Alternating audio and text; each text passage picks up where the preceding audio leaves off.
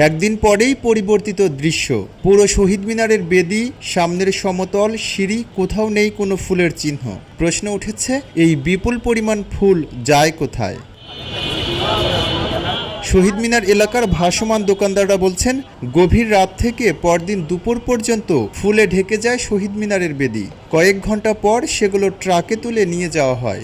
তবে কোথায় নেওয়া হয় সে বিষয়ে তাদের কোনো ধারণা নেই। সর্দার ফুল তারা নিয়ে কি করে সেটা তো আমরা দেখি না।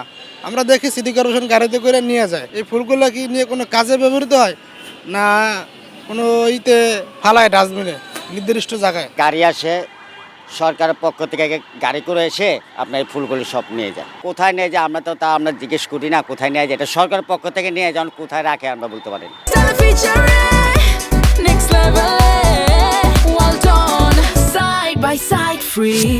একুশে ফেব্রুয়ারি মহান শহীদ দিবস ও আন্তর্জাতিক মাতৃভাষা দিবস। 21-এর প্রথম প্রহর থেকেই কেন্দ্রীয় শহীদ মিনার প্রাঙ্গণে নামে মানুষের ঢল। রাষ্ট্রপতি, প্রধানমন্ত্রী, রাজনৈতিক দল, সামাজিক সাংস্কৃতিক সংগঠন থেকে শুরু করে সাধারণ মানুষ সবাই ভাষা শহীদদের প্রতি ফুলেল শ্রদ্ধা জানান।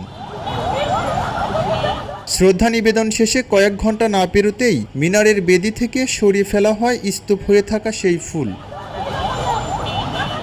ভাষা শহীদদের প্রতি শ্রদ্ধার প্রতীক এই ফুল কয়েক ঘন্টার মধ্যেই মিলিয়ে যায় দৃশ্যপট থেকে। কেবল প্রশ্ন থেকে যায়, শ্রদ্ধার সেই অর্ঘ্য শেষ পর্যন্ত কোথায় ঠাঁই পায়? এম রহমান, খবরের কাগজ, ঢাকা। খবরের কাগজ, নিখাত, নির্ভীক, নিরপেক্ষ।